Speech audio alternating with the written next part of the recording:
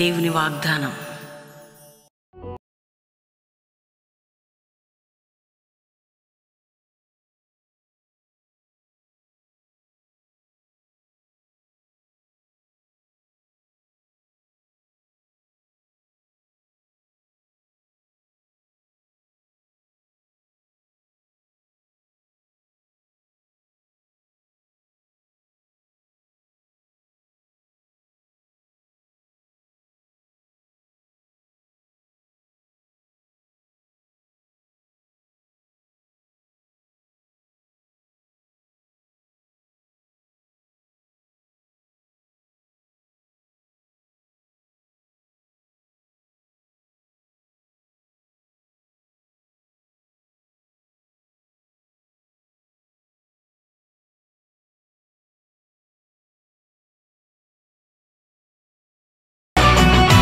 This is not an ordinary revival.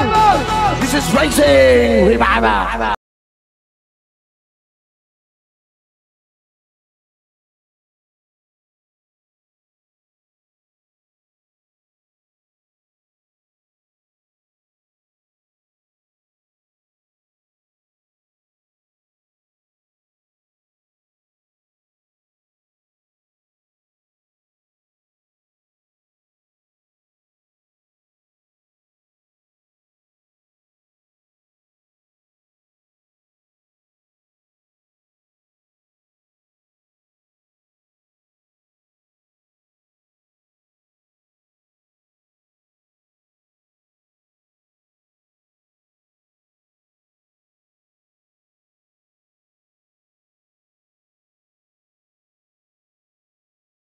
ఈ ఉదయకాల సమయంలో ఈ దినం దేవుని వాగ్దానం అని చక్కటి ఆత్మీయ కార్యక్రమానికి ప్రేమతో ఆహ్వానిస్తూ ఎలా ఉన్నారు దేవుని బిడ్డలారా? మీరందరూ బాగున్నారా? ఉదయకాల సమయంలో లేస్తున్నారా? ప్రార్థన చేసుకుంటున్నారా? దేవుని వాక్యం చదవటం, ప్రార్థన చేయటం, ఆత్మీయంగా బలపడడం.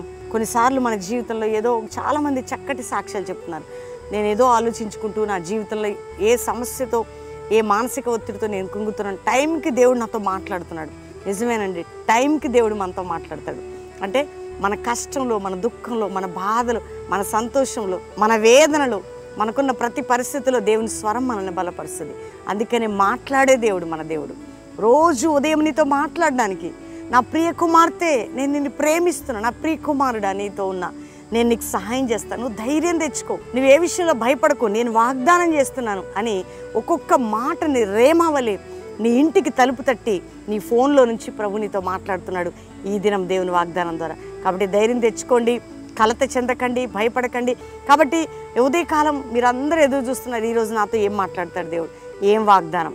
కాబట్టి చదువుకుందాం చక్కటి శ్రేష్టమైన దేవుని వాగ్దానం. నేను చదువుతున్నాను యెషయా గ్రంథం 60వ అధ్యాయం 14వ వచనం. నిన్ను బాధించిన వారి సంతానపు వారు నీ ఎదుటికి వచ్చి సాగిలపడెదరు, నిన్ను తృణీకరించిన వారందరూ వచ్చి నీ పాదముల మీద పడెదరు. యెహోవా పట్టణమనియు ఇశ్రాయేలు పరిశుద్ధ దేవుని సియోన్ అనియు నీకు పేరు పెట్టెదరు. నిన్ను తృణీకరించిన వారు, నీ సంతానముని, నీ కుటుంబాన్ని, నీ జీవితాన్ని అవమానపరిచిన వారు నీ ఎదుటికొచ్చి సాగిల పడతారట. ఏం పడతారట? సాగిల పడతారు. నిన్ను అవమానపరిచే పరిస్థితులు, నిన్ను కృంగదీసే పరిస్థితులు, నిన్ను గాయపరిచే పరిస్థితులు, ఒకవేళ అది మనుషుల ద్వారా, శత్రువు ద్వారా, ఏదైనా కానీ ప్రతిదీ కూడా అది నీ సమస్య కానీ, నీ వ్యాధే కానీ, నీ రోగము, నీ భారము, నీ పాపము, నీ చీకటి.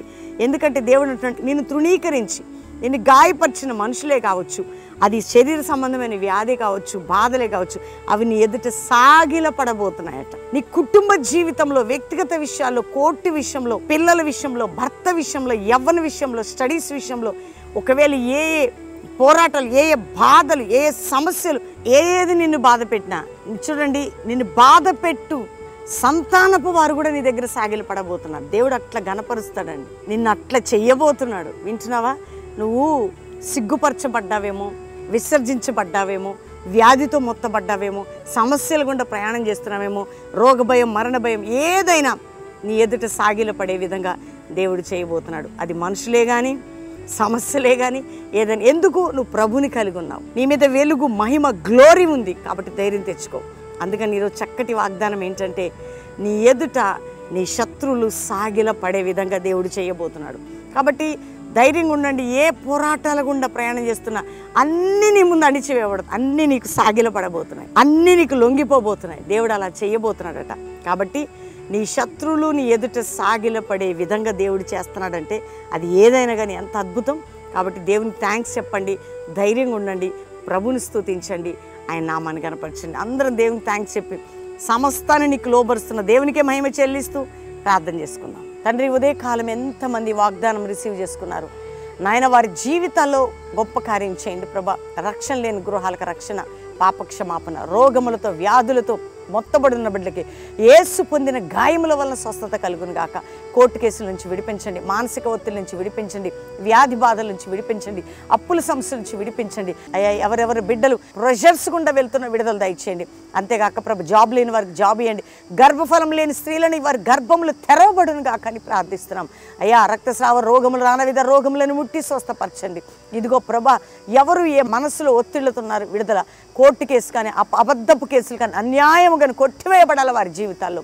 ఇదిగో ప్రభా, వారిని తృణీకరించిన వారు సాగిలపడాలి, వారి అవమానపరిచింది లొంగిపోవాలి వారికి. అట్టి విధంగా మీరు చేయండి. ఇదిగో ప్రభా, ఈరోజు ఎవరిది మ్యారేజ్ డేనో ఆ కుటుంబానికి వాగ్దానం నెరవేర్పులోనికి వచ్చును గాక ఈ సంవత్సరం అంతా. ఎవరిది బర్త్డేనో ఈ సంవత్సరం అంతా ఈ వాగ్దానం వారి పట్ల జరుగును గాక అని ప్రకటిస్తున్నాం. ప్రతి బిడ్డలకి విడుదలని, సమాధానాన్ని, కుటుంబాలని సమస్తముకి మీరు జయం దయచేయమని యేసు నామములో అడుగుచున్నాం తండ్రి. Amen, amen, amen. దేవుని బిడ్డలారా, ఉదయకాల వాగ్దానం అందరు రిసీవ్ చేసుకోండి, లైక్ చేయండి, అందరికీ షేర్ చేయండి. కల్వరి ప్రామిస్ ల్యాండ్లో కూడా ఆదివారం 3 ఆరాధనలు మమ్మల్ని కలవచ్చు. కాబట్టి దేవుని బిడ్డలారా, ప్రతి వాగ్దానం మీ పట్ల దేవుడు నెరవేర్చును గాక. Praise the lord.